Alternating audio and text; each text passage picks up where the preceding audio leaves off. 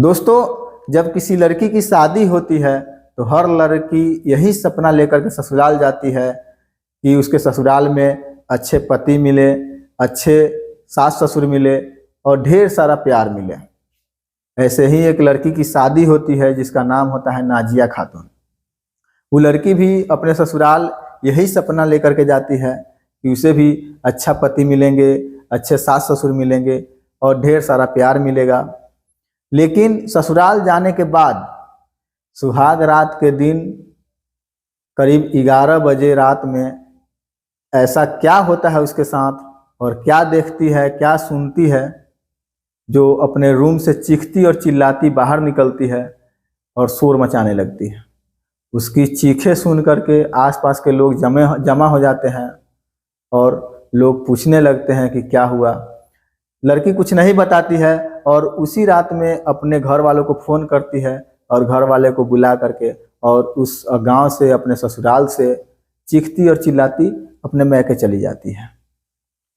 तो आइए इस घटना की पूरी कहानी आपको हम सुनाते हैं कि घटना में क्या हुआ, ऐसा क्या इस कहानी में है।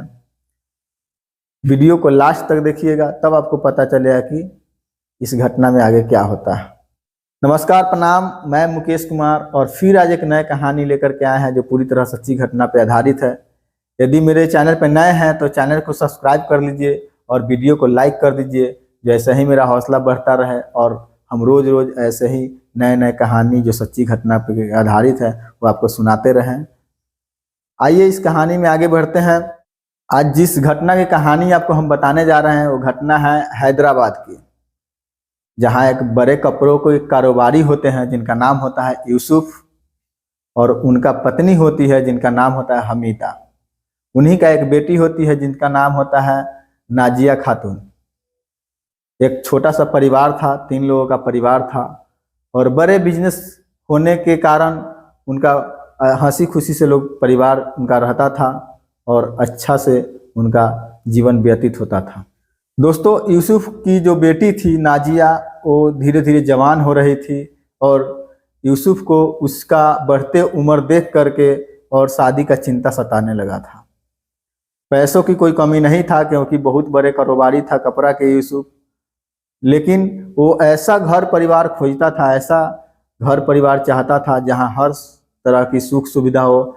जो सुख सुविधा वो अपने घर में अपने बेटी को दिया था, वही सुख सुविधा उसको ससुराल में मिले और वही प्यार दुलार उसके ससुराल में मिले। क्योंकि यूसुफ की एक ही संतान थी नाजिया और इसके अलावा कोई संतान नहीं था, इकलौती बेटी थी। इसलिए यूसुफ कोई अच्छा घर की तलाश कर रहा था, कोई अच्छा लड़का की तलाश कर रहा था जिससे नाजिया की शादी कर सके। उसी का एक रिश्तेदार बताते हैं कि गांव के बगल में एक शहर है, उसी शहर में एक लड़का है जो अच्छा कमाता है, अच्छा बिजनेस है। पिता का भी अलग बिजनेस है और लड़का का भी अलग बिजनेस है। बाप माँ के इकलौता संतान है और एक छोटा सा परिवार है जहाँ एक उसके माता और पिता और वो लड़का, 3 आदमी का परिवार है।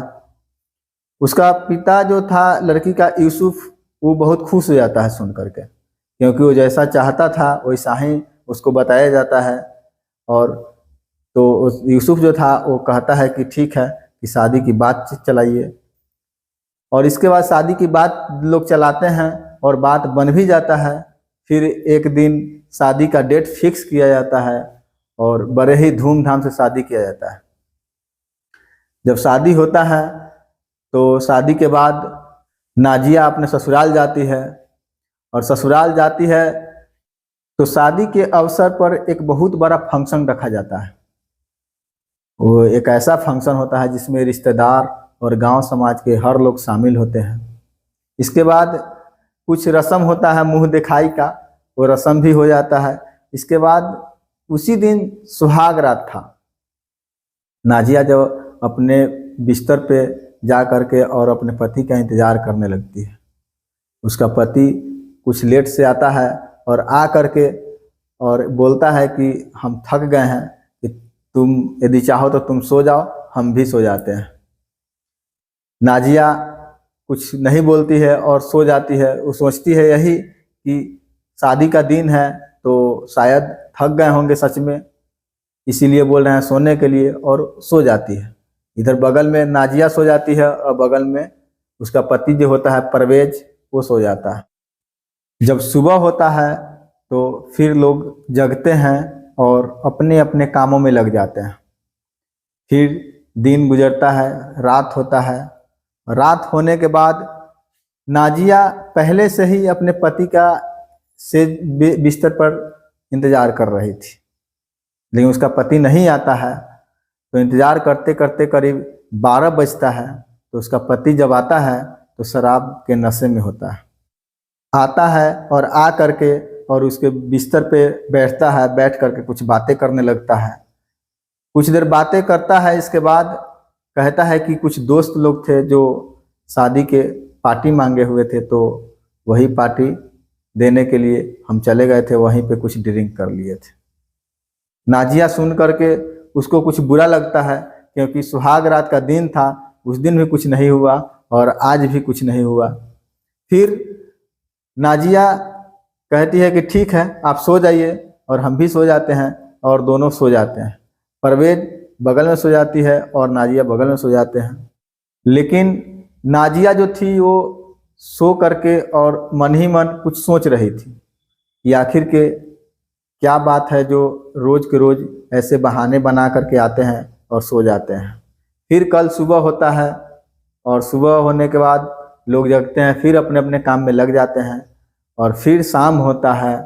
शाम होने के बाद जब रात होता है तो फिर कुछ बहाना बनाने की कोशिश करता है परवेज। तो नाजिया गुस्सा हो जाती है। गुस्सा होकर के कुछ अनाप शनाप बोलने लगती है। वो बोलती है कि आखिर मुझ में क्या कमी है जो आप रोज के रोज कुछ ना कुछ बहाना बनाते हैं। यदि किसी से प्यार है तो बताइए, या नहीं तो हम पसंद नहीं है तो ये भी बताइए। आखिर के शादी करके लाए हैं तो हम आपका पत्नी हुए, तो आप मुझे हर बात शेयर कर सकते हैं और बता सकते हैं। यदि कोई दिक्कत हो तो उसका हल निकाला जाएगा, उसका समाधान निकाला जाएगा। परवेज जो था कुछ नहीं बोलता है और वो सीधा चुपचाप बैठे रहता है बिस्तर पे। परवेज मनाने की बहुत कोशिश करता है, लेकिन वो नहीं मानती है। दोस्तों, नाजिया जो होती है वो बहुत पूछने की कोशिश करती है, लेकिन परवेज कुछ भी बताने से इनकार करता है। कुछ जब नहीं बोलता है तो नाजिया अपनी जिद पर अड़ जाती है और परवेज से ज़बरदस्ती बुलवाने की कोशिश करती है, लेकिन परवेज कुछ बताता नहीं है। लेकिन फिर बाद में नाजिया के बातों से परेशान आ करके और एक ऐसी बात कहता है जो नाजिया सुन करके उसकी आंख फटी की फटी रह जाती, कानों पर विश्वास नहीं हो रहा था। वो बताता है कि मैं एक न लड़का हूँ और न ही एक लड़की हूँ, मैं एक किन्नर हूँ, और ये बात मेरे माता पिता को ही पता है, लेकिन माँ पिता के अकेला संतान होने के कारण जानते हुए भी अनजान बन के लोग शादी करवाए हैं, और ये मुझे पता नहीं था और मुझे शादी करने का बिल्कुल इरादा नहीं था। यही बात सुन करके नाजिया बहुत गुस्से में आती है और गुस्से में आ करके और अनाप शनाप बकने लगती है और चीखते चिल्लाते अपने घर से बाहर निकलती है और बाहर निकल करके शोर मचाने लगती है। आसपास के लोग जमा हो जाते हैं, क्योंकि समय 11 बज रहा था। 11 बजे लोग जगे हुए थे, और लोग जब आते हैं और पूछते हैं तो कुछ नहीं बताती है नाजिया, और सीधा अपने घर फ़ोन लगाती है, अपने पिता को फ़ोन लगाती है, और उसी रात अपने पिता को बुलाती है, और बुला करके और वहाँ से चीखते चिल्लाते और कुछ अनाप शनाप बकते अपने घर चली जाती है। जब घर जाती है तो उसके पिता कल बगल के थाने में रिपोर्ट लिखवाते हैं। उस रिपोर्ट में 420 और एक दहेज प्रथा के धारा लगाया जाता है। पुलिस आते हैं और उन तीनों का गिरफ्तार करते हैं, क्योंकि वो जानते हुए भी अनजान बने थे और एक लड़की का जीवन बर्बाद करने की कोशिश कर रहे थे। पुलिस का कहना है कि इस मामला में जो भी दोषी होगा उसको कड़ी से कड़ी सज़ा दिलाई जाएगी, और जो भी इसका कानून सज़ा देगा वो इसे भुगतना होगा, वो इसे झेलना होगा।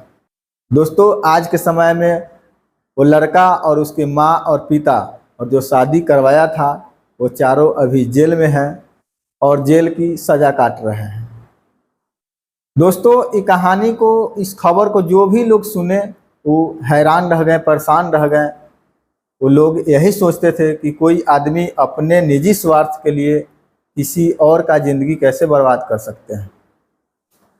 दोस्तों इस कहानी से किसी का दिल दुखाना नहीं था, किसी को परेशान करना नहीं था, बल्कि आपको सचेत करना था। और जो सच्ची कहानी है, जो सच्ची घटना है, वही हम आपको बताए हैं। और फिर जाते जाते एक बार और कहते हैं, यदि मेरे चैनल पर नए हैं तो आप चैनल को सब्सक्राइब कर लीजिए। ऐसे ऐसे सच्ची घटना की कहानी आपको रोज़ सुनने को मिलेगा, रोज़ देखने को मिलेगा। जय हिंद, जय भारत।